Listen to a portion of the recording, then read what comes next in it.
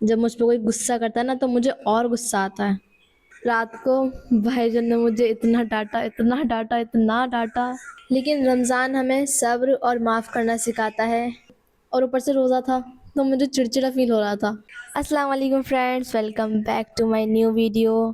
تو گائز، آج میں آپ سبھی کے ساتھ چھوٹی سی بات شیئر کرنا چاہتی ہوں.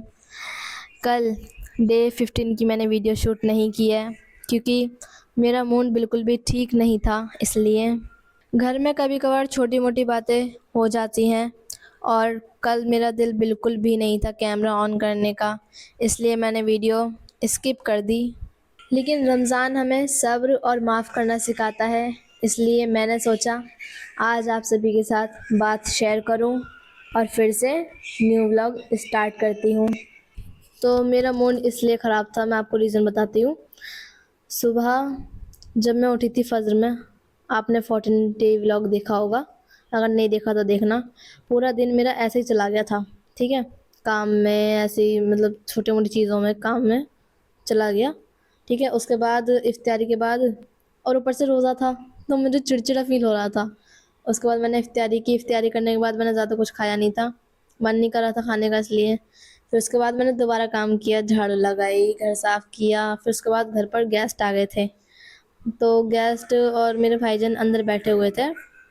تو بھائی جان نے مجھ سے بولا، بھانجے سے بولا کہ مہک اپی سے بول دو چائے بنا دیں گی.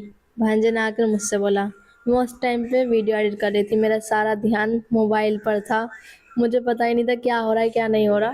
میں بس کونے میں بیٹھ کے اپنی ویڈیوز ایڈٹ کر رہی تھی، ٹھیک ہے. تو میں نے یہ بول دیا کہ میں نہیں بنا رہی. اب اس نے یہ جا کے مہمانوں کے سامنے بول دیا بھائی جان کو. اللہ، مطلب سوچ نہیں سکتے یہ کیا فیل ہو رہا ہوگا ان سبھی کو. بھائی جان کو خود کو برا لگ رہا تھا. اس ٹائم پہ میری دوسری والی اپی جو ہیں وہ کچن میں موجود تھی، وہ کام کر رہی تھی. تو میں نے ان سے بولا کہ میں نہیں بنا رہی. اب وہ ایان نے سن لیا، میرا جو بھانجا اس نے سن لیا، تو اس نے جا کے ماموں کو بول دیا. پھر بھائی جان نے مجھے بلایا، بولے ایسی ایسی بات ہے. میں نے کہا نہیں بھائی جان، میں نے کہا میں نہیں بنا رہی، نیشا اپی بنائیں گی. چائے بنانے لگی، میں نہیں بنائی تھی چائے. پھر چائے بنانے کے بعد، ان کو چائے دینے کے بعد، جیسے کہ مہمان چلے گئے، پھر رات کو بھائی جان نے مجھے اتنا ڈانٹا کہ مجھے رونا آ گیا. اب میرا پورا موڈ خراب ہو گیا تھا، اس لیے میں نے غصے میں نہ تو سحری کی نہ ہی افطاری کی. لیٹی، نماز پڑھی، تسبیح پڑھی، اور پھر ٹیوشن گئی. ٹیوشن سے آئی، پھر لیٹ گئی، پھر عصر کی اذان ہو گئی، پھر نماز پڑھی. پھر 10:30 بجے کے آس پاس، جتنا مجھے یاد ہے، اپی گئی تھی اسکوٹی چلانے کے لیے، اور ان کو تو فندہ لگتا ہے، وہ بوٹل لے جانا بھول گئی تھی پانی کی. اس لیے میں ان کے لیے پانی کی بوٹل لے کر گئی ان کے پاس. پھر وہ اسکوٹی چلاتے چلاتے، ہنسی مذاق کرتے میرا موڈ ٹھیک ہو گیا، مائنڈ فریش ہو گیا. اس کے بعد ہم واپس گھر پر آئے، ہم نے کھانا کھایا. کھانا کھانے کے بعد تھوڑی بہت بات چیت کی، اور اس کے بعد ہم سو گئے.